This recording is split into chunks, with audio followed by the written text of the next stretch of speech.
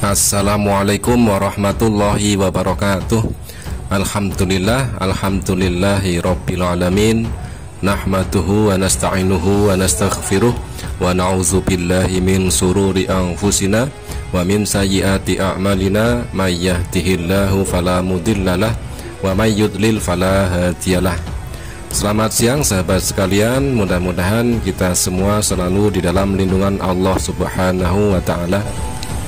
Untuk kesempatan kali ini kita akan review dan reaction sebuah diskusi di room channel Yusuf Manubulu yang ketika itu menghadirkan narasumber yang bernama Bapak Slamet Riyadi yang dulu ngakunya dari Islam Kejawen dan pengikut faham Syekh Siti Jenar, yaitu faham Manunggaling Kawula Gusti. Nah, di sini berdiskusi dengan Pak Syahrul, dan di ujung kesaksiannya Pak Slamet Riyadi yang murtadin ini, yang jadi narasumber di Yusuf Manubulu ini, mencomot ayat Al-Quran surat Maryam 71, dan disitu jelas sekali Bapak Slamet Riyadi murtadin ini gagal paham dan tidak mengetahui bahwasanya Quran surat Maryam 71 tersebut memang ditujukan untuk semua manusia. Kalau ditilik dari ayat 66 sampai ayat 72, di situ semua manusia mendatangi neraka. Dan ironisnya Bapak Slamet ini, narasumber murtadin ini, tidak mengikut sertakan atau mungkin gagal pahamnya karena tidak tahu di ayat selanjutnya, yakni ayat 72, itu menyatakan bahwasanya muslim yang bertakwa akan masuk surga. Nah, disitulah gagal pahaman Bapak Slamet Riyadi yang menjadi narasumber di channel Yusuf Manubulu ini. Oke, ada dua pokok topik di sini yang ingin kita bahas, yakni ketika si murtadin narasumber Yusuf Manubulu ini dulu ketika masih Islam dia mengikuti faham Syekh Siti Jenar, yakni Manunggaling Kawula Gusti. Dan pokok yang kedua ketika dia mencomot ayat Al-Quran, Quran surat Maryam 71, tetapi dia lupa tidak mengikut sertakan ayat yang 72-nya begitu. Dan jika seandainya dia belajar Al-Quran dengan benar, maka kalau ditelusuri dari ayat 66 sampai ayat 72, ayat tersebut ditujukan untuk semua orang termasuk kafir juga. Dan ada pengecualian di dalamnya di ayat 72-nya, yakni orang muslim yang bertakwa akan diselamatkan dan masuk ke surga. Oke, kita simak dulu diskusi di room Yusuf Manubulu. Sebelum kita komentari lebih lanjut, silahkan mari kita simak diskusi di antara Bapak Syahrul dengan Bapak Slamet Riyadi.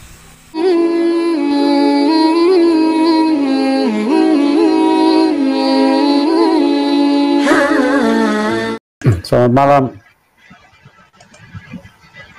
Ya, malam Pak Yusuf. Malam Pak Syahrul. Malam. Baik, terima kasih ya telah diikutkan di roomnya Pak Manubulu. Pak Slamet bisa dengar saya? Bisa Bapak?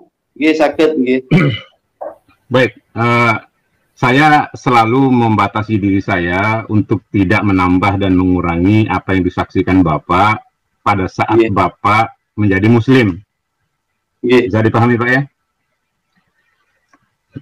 Ya baik. Yang pertama tadi saya mendapat Bapak membicarakan Manunggaling Kawula Gusti. Bapak mendapat syariat dari mana ini Pak? Dan pemahaman Bapak seperti apa Manunggaling itu Pak? Itu jadi saya mendapatkan syariat itu boleh dibilang bukan syariat ya sebenarnya, tapi sebuah ajaran. Jadi dari Islam Kejawen yang mengarah ke ajaran dari Syekh Siti Jenar. Seperti itu. Baik. Nah, di situ yang dimaksud dengan Manunggaling Kawula Gusti itu bukan hanya di dunia saja atau di akhirat saja, bukan, tapi dua-duanya. Jadi dalam pelajaran yang saya terima saat itu, manusia Manunggaling Kawula Gusti di dunia itu karena manusia itu diciptakan oleh Allah itu dari sesuatu yang sempurna, dan setelah dijadikan dari debu tanah, Allah tuh meniupkan ruhnya. Jadi itulah yang disebut manusia saat di dunia. Sudah cukup Pak. Karena jawaban Bapak di luar syariat, ya selesai. Artinya, jadi Bapak tidak usah kaitkan dengan Allah. Kalau Bapak udah menjawab, bukan syariat. Paham ya? Oh, ya, tunggu dulu. Jadi begini, artinya bukan syariat begini. Jadi karena dalam ajaran itu memang kita tidak mengikuti tentang syariat, karena syariat itu yang termasuk harus begini-begini dan lain sebagainya. Itu sudah campur tangan manusia, itu yang ajaran yang kami terima saat itu. Jadi nanti dulu, langsung kembali ke Allah gitu. Nanti dulu. Okay. Nanti dulu. Okay. Campur tangan manusia terhadap syariat itu apa maksud Bapak? Jadi misalnya begini, ada satu aliran tertentu dengan aliran yang lain itu kadang-kadang berbeda. Artinya sama, Pak. Itu bukan syariat itu, Pak. Itu bukan syariat, Pak. Itu namanya kias. Oke, boleh kias. Beda, Pak, ya. Okay. Jadi biar penonton tercerahkan, syariat Islam itu hanya dua, Pak. Al-Quran dan hadis. Kalau ijma maupun kias itu bukan syariat, ya.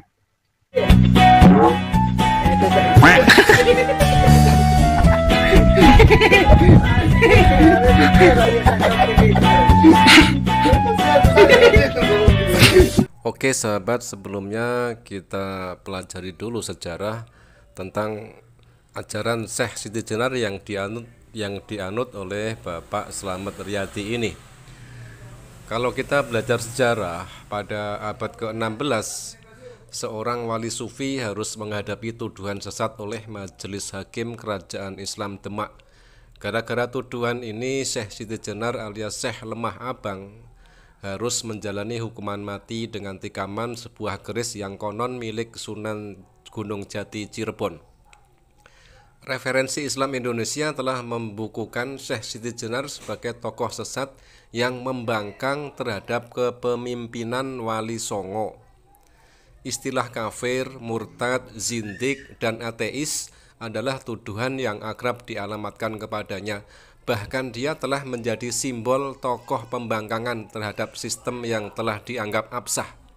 Itulah sebabnya kenapa Syekh Siti Jenar dinisbatkan sebagai tokoh kaum abangan yang tidak rela terhadap musnahnya ajaran nenek moyang setelah datangnya Islam. Syekh Siti Jenar dianggap berdosa karena menyebarkan faham wihdatul wujud atau manunggaling kawula Gusti kepada masyarakat yang waktu itu masih tergolong awam. Lebih fatal lagi adalah ucapannya amma al-haq, akulah al-haq, sebuah pernyataan yang menyebabkan al-halaj dihukum mati. Karena alasan itulah maka D.H. Kramer menjulukinya al-halaj dari Jawa. Berikutnya terutama oleh para penulis Belanda seperti Rinckes dan Zoetmulder, Siti Jenar disebut-sebut sebagai penganut Syiah beraliran Jabariyah dan Qadariyah, serta pengikut tarekat Rifaiyah atau panteisme and monisme. Bahkan Kramer dalam En Javensi Primbon menempelnya sebagai musuh dalam selimut bagi Islam. Seringkali dari balik pikiran-pikirannya yang panteistik, yang berkedok istilah-istilah Islam, terasa sekali polemik yang tajam menyerang Islam secara diam-diam, tulis Kramer. Nah, Syahdan dalam satu diskusi periodik yang dilakukan Majelis Wali Songo, Syekh Siti Jenar melontarkan sebuah renungannya yang kemudian dikenal sebagai konsep syahadat mutawila atau lebih dikenal sasahidan. Konsep ini berakar pada faham wihdatul wujud, sebuah faham tasawuf yang menjadi trademark pada wali waktu itu. Sasahidan adalah tafsir Siti Jenar terhadap Al-Quran surat Toha ayat 14 yang berbunyi innani anallaha la ilaha illa ana fa'budni wa aqimis sholata li zikri, yang artinya sesungguhnya aku ini adalah Allah, tidak ada Tuhan melainkan aku, maka sembahlah aku dan dirikanlah sholat untuk mengingatku.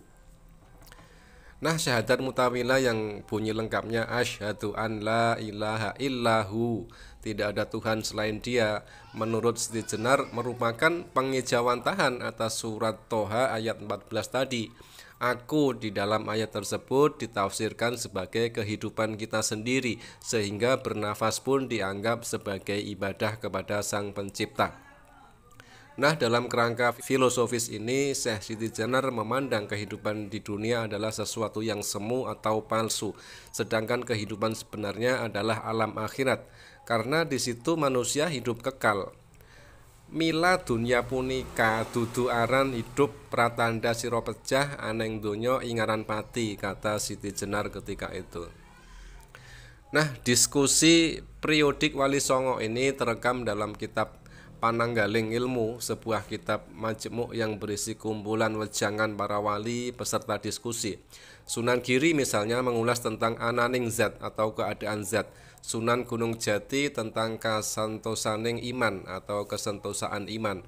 Sunan Kalijaga mengulas soal tata malike ing Baitul Mal. Sedangkan Syekh Siti Jenar sebagai pembahas soal sasahidaning dumados atau kesaksian dari kejadian atau makhluk. Masih dalam paradigma filosofisnya, Siti Jenar berprinsip tidak terlalu menekankan simbol formalisme dalam mencari kebenaran. Sikap tunduk dan patuh pada yang benar itulah yang menurutnya hakikat ajaran agama yang oleh Al-Quran disebut sikap Al-Hanif. Nah, Siti Jenar yang nama aslinya Sayyid Al-Ansor ini juga membenarkan adanya kesinambungan dan persatuan agama-agama samawi atau yang disebut Wihdatul Adyan. Nah, sikap intelektual inilah yang mendorong Siti Jenar mengeluarkan statement yang dianggap kontroversial. Jangan banyak semu, aku inilah Allah, aku bernama Prabu Satmata dan tiadalah yang lain dengan nama ketuhanan. Di dalam buku Wali Songo karya Solihin Salam. Di babak berikutnya, tokoh ini hanya dikenang sebagai wali yang dikisos atau dihukum mati karena oleh sesama wali lainnya.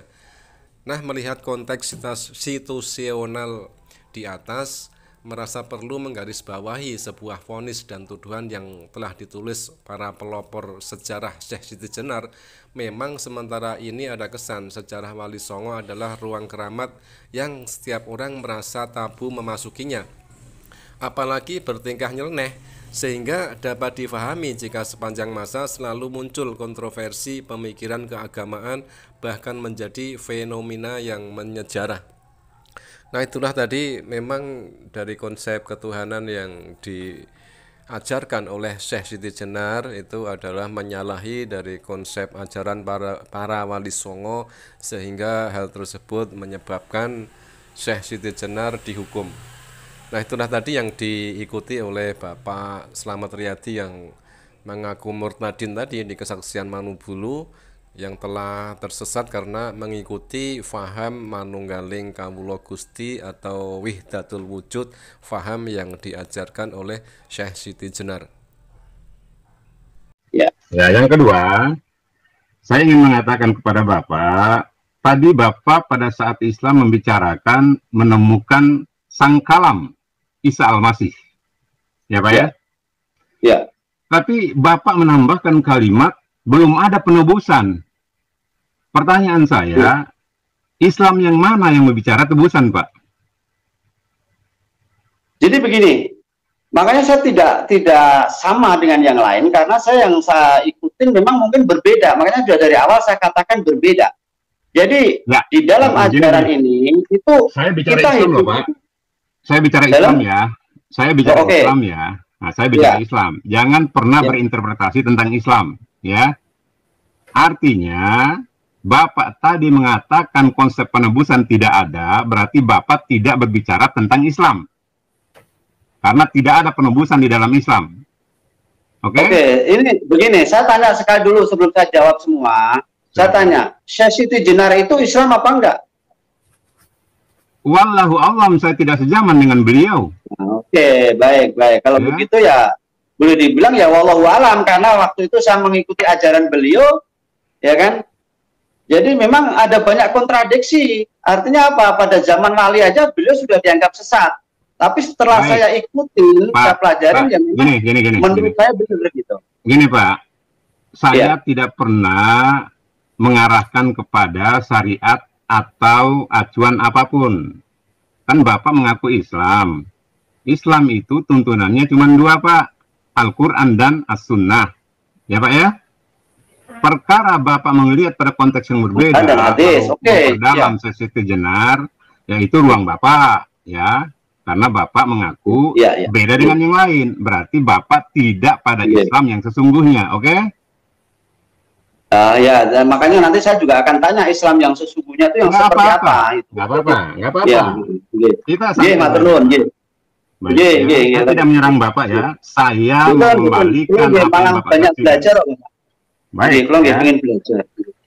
Tadi di kesaksian Bapak, pada saat Bapak Islam, Bapak berdoa setelah melakukan kesalahan-kesalahan, ya. Bapak merasa tidak dijawab. Bapak tahu nggak sih konsep doa dan konsep ujian bagi orang-orang beriman? Bapak tahu?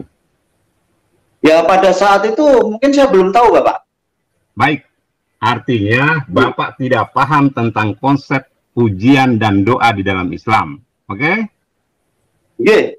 Monggo. Artinya gagal terus Bapak ya. Yang terakhir saya ingin masuk pada... juga banyak saudara-saudara yang gagal gitu.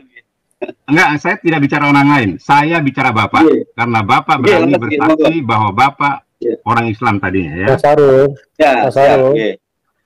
Nah, yang berikut ya. Pak Sarul sebentar, Pak. Silakan. Ya, artinya Bapak juga tidak boleh menghakimi Pak ini ya, Pak Slamet. Bapak seperti yang Bapak sampaikan tadi itu tidak pada ranah diskusi, Pak. Ya. Artinya begini. Artinya begini, Pak. Nah, silakan. Pak Slamet ini menjelaskan apa yang dia pahami selama dia di Islam. Kalau Bapak punya pemahaman berbeda, silakan Bapak kemukakan saja, tanpa Bapak harus mempersalahkan bahwa Pak Slamet ini tidak paham, gitu loh. Jadi di dalam diskusi itu Pak silakan saling menyampaikan apa yang dipahami. Jadi tidak ada penghakiman di sini, Pak. Baik ya. Ini Pak Yusuf ya. Saya mereverse tentang Islam yang beliau justifikasi. Dirinya pernah menjadi Islam. Saya tidak menghakimi, tapi Allah yang menghakimi beliau karena dia tanpa syariat mengaku Islam. Jadi Pak Yusuf tidak paham Islam, jadi Pak Yusuf nggak usah ikutan. Dengarkan saja. Bukan masalah tidak paham Islam, Pak. Saya tidak bisa membenarkan pernyataan Pak Sarul kalau Pak ini Bapak katakan tidak paham Islam. Dia ini belajar, beliau sendiri mengaku, Pak. Beliau ini belajar, Pak. Beda. Bahkan kalau menurut saya, Pak Slamet ini jauh lebih paham daripada Bapak. Jadi Bapak tidak boleh menghakimi dia, gitu. Pak Yusuf, biarkan saya dengan mantan saudara seiman saya berdiskusi. Beliau sendiri. Iya, silakan Bapak berdiskusi. Makanya kan saya kasih silakan Pak Sarul. Coba saya ingin dengar sampai mana gitu loh. Tolong Pak Yusuf berhenti dulu. Ikuti saja. Oke. Tapi tolong jangan memberikan penghakiman, Pak. Silakan Bapak sampaikan aja apa yang Bapak pahami gitu loh. Silakan. Kalau tidak ada penghakiman berarti tidak ada kebenaran di dalam Islam. Itu maksud Bapak. Harus ada benar, salah. Saya nyambung dikit sebelum saya nyambung dikit. Nanti dulu Pak, Bapak bisa tanya ke saya nanti ya. Nanti. Ya, jadi saya tahu bahwa pedoman orang Islam itu Al-Quran dan hadis. Sebentar, ya. Kesaksian Bapak masih ada lagi satu nih ya. Tadi Bapak mengungkapkan tentang Al-Maidah Al-Maryam 71. Maksud Bapak apa itu? Jelaskan. Ya Bapak belajar Nabi untuk pemahaman kami kok, gitu. Coba utarakan pemahamanmu. Kita bicara Islam, jangan kami di sini. Ya kalau kan gini Bapak, kan sudah saya katakan. Setahu saya loh ya, Islam itu kan udah banyak mazhab. Makanya kalau beda penafsiran lumrah. Saya bicara Maryam 971, silakan bahas. Baik, jadi ini bicara tentang dan tidak ada seorang pun daripadamu melainkan mendatangi neraka itu. Hal itu bagi Tuhanmu adalah suatu kemestian yang sudah ditetapkan. Bapak datang nggak nanti di sana? Bapak datang nggak? Saya sudah punya juru selamat. Kalau dulu iya pasti. Saya bicara Anda lagi Islam. Datang. Iya, kalau saya masih di Islam, saya datang. Pasti itu. Nah, pasti. Sekarang saya kasih tahu ya. Datang di situ, seluruh manusia itu datang. Tapi baca di 72-nya, Pak. Siapa yang Allah selamatkan? Baca lagi 72-nya, Pak. Baca 72-nya. Jadi begini, Bapak. Saya sudah memahami itu semua, cuman saat itu saya belum punya juru selamat. Saya masih insya Allah. Jangan bicara yang lain. Itu. Jangan bicara yang lain. Nah, ini pemahaman saya. Jadi kalau saya mau dikirim untuk memahami yang lagi sudah saya tinggalkan. Artinya saya sudah menemukan kedamaian. Islam yang Anda bawa, ya. Ayat 72-nya menegaskan Allah membiarkan orang-orang kafir Saya sudah neraka tidak mau jahanam. menerima itu, Pak. Artinya apa? Anda Itu sudah bertanggung saya jawab kalau tinggalkan Anda sekarang. Anda Gitu tanggung loh. jawab ya, biar di luar sana tidak disesatkan dengan asumsi Anda. Paham? Jadi Saya tidak pernah manusia yang menyesatkan, saya menceritakan. Makanya suruh Loh, pakai iya, akal budi. Gitu Loh, loh. akal budi Enggak, kan nggak punya saya dasar. membacakan kok. akal supaya budi mereka dari belajar. mana Anda nggak punya syariat? Akal budi dari mana? Tanpa syariat gugur. Ya sekarang memang Makanya gugur silakan, saya sudah terima Tuhan. Makanya itu yang saya akui dulu bahwa itu ajaran konsepnya yang kami terima berbeda. seperti itu. Sekarang saya tanya Bapak, ini Nanti ya, ini dulu, sejarah yang saya jangan terima. Jangan Hadis dulu. itu muncul kapan? Itu loh. Nanti dulu, jangan main tanya dulu. Tujuan Iya. tadi Allah menyiapkan neraka dan menetapkan orang-orang kafir dan jolim itu di neraka, dan Allah menempatkan orang-orang yang bertakwa itu di surga. Itu ayat 72-nya, Pak.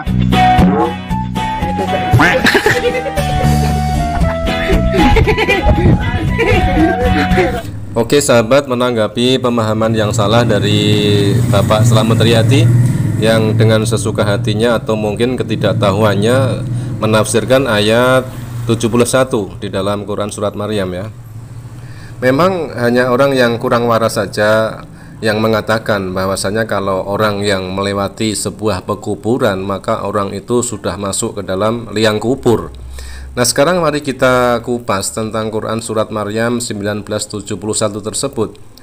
Dan tidak ada seorang pun daripadamu melainkan mendatangi neraka itu. Hal itu bagi Tuhanmu adalah suatu kepastian yang sudah ditetapkan. Ayat di atas seringkali dipakai untuk para misionaris, para Kristen, dipakai untuk pembenaran tanpa mau melihat ayat sebelum dan sesudahnya. Namun sebelum membaca ayat tersebut, kalian para Kristen suka berkata kan, hanya kalian yang akan masuk surga, begitu kan? Nah, ada baiknya silahkan membaca firman Allah pada Quran surat Al-Baqarah ayat 111. Dan mereka atau Yahudi dan Nasrani berkata, sekali-sekali tidak akan masuk surga kecuali orang-orang yang beragama Yahudi atau Nasrani. Demikian itu hanya angan-angan mereka yang kosong belaka. Katakanlah, tunjukkanlah bukti kebenaranmu jika kamu adalah orang-orang yang benar. Demikian Quran surat Al-Baqarah 111. Nah, Kristen sering menuduh dan mengatakan bahwa hanya Kristenlah yang akan masuk surga, padahal apa yang kalian katakan hanyalah angan-angan kosong. Di dalam Quran surat 61 ayat 8, mereka ingin memadamkan cahaya Allah dengan mulut atau tipu daya mereka, tetapi Allah justru menyempurnakan cahayanya walau orang-orang kafir membencinya. Di dalam Quran surat 9 ayat 32, mereka berkehendak memadamkan cahaya atau agama Allah dengan mulut atau ucapan-ucapan mereka, dan Allah tidak menghendaki selain menyempurnakan cahayanya walaupun orang-orang yang kafir tidak menyukai. Nah, di sini jelas sekali bahwasanya ayat yang dipelintir atau mungkin ketidaktahuan dari narasumber murtadin tersebut justru itu adalah sebuah blunder bagi para Kristen sendiri. Nah, Allah Tuhanku, Nabi Muhammad Sallallahu Alaihi Wasallam nabiku, Al-Quran kitabku, Islam agamaku. Sebab agama yang diterima di sisi Allah hanyalah Islam. Quran surat Ali Imran ayat 19.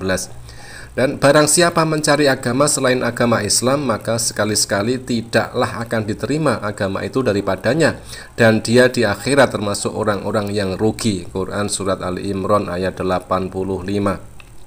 Jaminan dan janji Allah akan masuk surga bagi muslim atau muslimah yang beriman dan beramal soleh selama hidup di dunia itu jelas.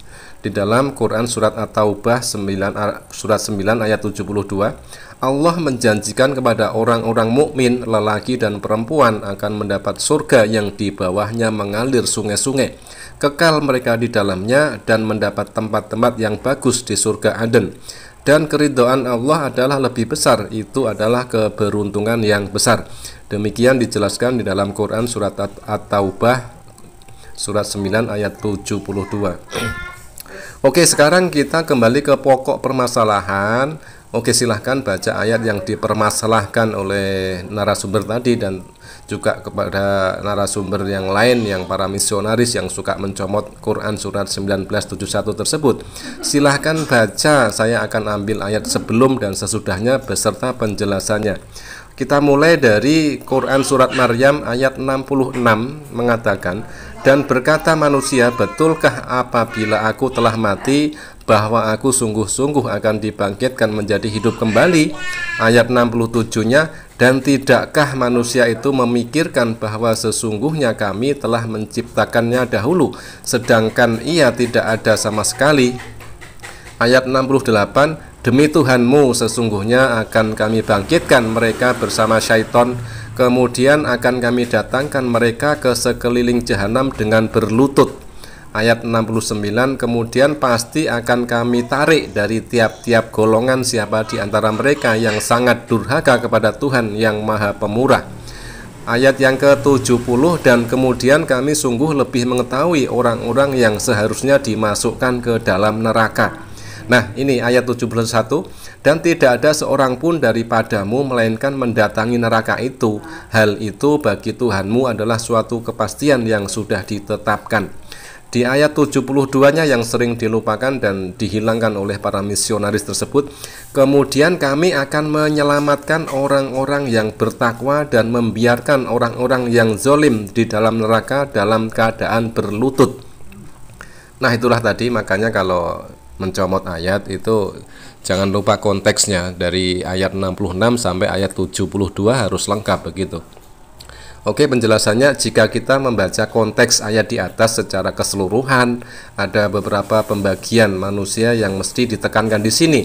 Dalam kalimat dan tidak ada seorang pun daripadamu pada ayat 71, kata padamu yang dimaksud tersebut secara umum adalah manusia ciptaan Allah yang mempertanyakan kehendak dan kuasa Allah.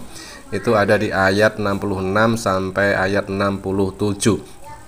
Tapi secara khusus padamu yang dimaksud adalah manusia yang sangat durhaka kepada Allah. Itu terdapat di dalam ayat 69. Dan manusia yang sudah seharusnya dimasukkan ke dalam neraka dalam pengetahuan Allah, ayat 69 dan ayat 70. Jadi jelasnya Allah tidak akan memasukkan semua manusia ke dalam neraka. Tapi kalau orang-orang yang telah menyekutukan Allah sudah pasti masuk neraka dan kekal di dalamnya, sebagaimana firman Allah pada Quran surat Al-Maidah surat 5 ayat 72. Sesungguhnya orang yang mempersekutukan sesuatu dengan Allah, maka pasti Allah mengharamkan kepadanya surga dan tempatnya ialah neraka. Tidaklah ada bagi orang-orang zalim itu seorang penolong pun. Nah, terdapat jelas di dalam Quran surat Al-Maidah ayat 72. Sesungguhnya telah kafirlah orang-orang yang berkata sesungguhnya Allah ialah Al-Masih putra Maryam. Padahal Al-Masih sendiri berkata, hai Bani Israel, sembahlah Allah Tuhanku dan Tuhanmu. Sesungguhnya orang-orang yang mempersekutukan sesuatu dengan Allah, maka pasti Allah mengharamkan kepadanya surga dan tempatnya ialah neraka. Tidaklah ada bagi orang-orang zalim itu seorang penolong pun. Di dalam Quran surat Al-Maidah 72 yang. Oke, sekarang kita cermati Quran surat Maryam Quran surat Maryam 9:71 yang merupakan sumber atau ketidakpahaman dan bukti kesongongan para Kristen ya. Wa im minkum illa warituha kana ala rabbika hatmam maqdiyya. Dan tidak ada seorang pun daripadamu melainkan mendatangi neraka itu. Hal itu bagi Tuhanmu adalah suatu kemestian yang sudah ditetapkan. Dalam ayat di atas Allah memakai kata wariduha yang berarti mendatanginya, atau dengan kata lain melewatinya. Melewati belum tentu masuk, sebab jalan menuju surga itu adalah sebuah jembatan yang namanya Shirotol Mustaqim. Dan semua manusia akan meniti jembatan tersebut untuk menuju surga nantinya, atau berjalan di atas jembatan tersebut. Yang jelas jembatan tersebut berada di atas neraka. Yang selamat dan tidak akan jatuh ke dalam neraka hanyalah orang-orang yang bertakwa. Orang yang bertakwa akan diselamatkan dan tidak akan menyentuh api neraka. Jadi jelasnya Allah memakai kata waridhuha yang berarti mendatangi atau melewati untuk semua manusia. Karena semua manusia akan mendatangi neraka dalam arti meniti jembatan atau sirot yang berada di atas neraka. Jelasnya bukan berarti semua manusia akan memasukinya atau berdiam diri dalam neraka tersebut, sebab pada ayat berikutnya sudah jelas sangat menjelaskan, kemudian kami akan menyelamatkan orang-orang yang bertakwa dan membiarkan orang-orang yang zolim di dalam neraka dalam keadaan berlutut. Terdapat di dalam Quran surat Maryam ayat 72. Nah, para misionaris begitu gemar membuat penipuan dalam hal ini dengan cara tidak mengutip ayat selanjutnya. Orang beriman yang bertakwa akan melewati sirot tersebut dan tidak akan mendapat siksa atau api neraka sedikit pun, serta akan selamat. Berbeda dengan orang kafir dan orang zolim yang akan gagal melewati sirot tersebut dan akan terjatuh masuk ke dalam neraka. Sedangkan orang-orang kafir dari kaum Yahudi dan Nasrani dan orang-orang yang menyekutukan Allah telah dipastikan masuk neraka dan kekal di dalamnya, sesuai firman Allah yang telah kita bacakan tadi di atas, yang mana di dalam ayat Quran surat Al-Bayyinah ayat 6. Sesungguhnya orang-orang yang kafir, yakni ahli kitab atau Yahudi dan Nasrani dan orang-orang yang musyrik, akan masuk ke neraka jahanam. Mereka kekal di dalamnya, mereka itu adalah seburuk-buruk makhluk. Quran surat Al-Bayyinah surat 98 ayat 6. Nah, orang-orang Yahudi dan Kristen tidak akan diselamatkan dan terjatuh ke dalam neraka dan kekal di dalamnya. Siapa yang bertakwa? Oke, saya paham Bapak. Sekarang saya minta waktu sedikit aja. Begini. Nanti Bapak bisa jawab, biarkan saya dulu ya. Siapa yang bertakwa menurut Allah? Silakan. Baca di Al-Imran ayat 102. Ya ayyuhalladzina amanu taqullaha haqqa tuqatih wa la tamutunna illa wa antum muslimun. Disitulah ketakwaan orang Islam. Jangan mati kecuali dalam keadaan Islam. Itu Pak jawabannya, yang selamat ke surga. Betul, terus Bapak. Ini wekdal niku walaupun mati dalam Islam misalnya wekdal niku mboten gak ada jaminan. Niku lho. Silakan bertanya. Jadi ngeten pun kok jane pun mboten ajeng tanglet, udah ndak mau tanya, tapi ini yang saya garis bawahi saya begini. Kalau kita bertanya, tadi Bapak udah gagal memahami Maryam 71. Ya. Jadi begini. Oke, bukan begitu. Artinya begini, kalau kita menjawab, katakanlah kita itu sudah punya rumah tangga masing-masing. Hukum satu rumah tangga kita, saya misalnya, terus tak pakai untuk mengurai atau hukum tetangga lain, itu sudah nggak bisa masuk sekarang gitu loh. Pak, saya tidak bicara Bapak dalam keadaan Nasrani. Saya bicara Bapak mengaku Islam, membicarakan ayat Al-Quran. Maka oke, saya katakan itu gagal. Oke, tidak apa-apa Pak. Saya katakan itu gagal. Menurut Bapak betul. Pak Sarul, tolong yang dijelaskan dulu Pak Sarul. Makanya saya gagal memahami, saya terima Tuhan. Gitu loh. Ya, itu aja. Betul. Oke, tidak apa-apa. Ya, memang saya gagal memahami Pak. Saya sarankan jangan sok tahu tentang Islam kalau Anda udah terima yang lain. Bapak jangan bicara, jangan sok tahu. Oh, saya tidak pernah sok tahu Pak. Saya dari awal sudah bilang itu yang saya tahu loh. Bukan sok tahu itu yang saya tahu. Tadi Anda mengatakan Anda gagal. Sekarang begini Pak Sarul, sebentar Pak Sarul. Kalau misalnya Pak Slamet bilang Anda sok tahu, bagaimana menurut Bapak? Oh, saya tidak pernah mengklaim. Loh, Bapak mengklaim bahwa Pak Slamet adalah orang yang sok tahu. Bagaimana kalau seandainya kalimat itu diarahkan ke Bapak gitu loh? Orang yang udah mengklaim lalu dia mengatakan gagal, apa itu namanya? Sok tahu kan?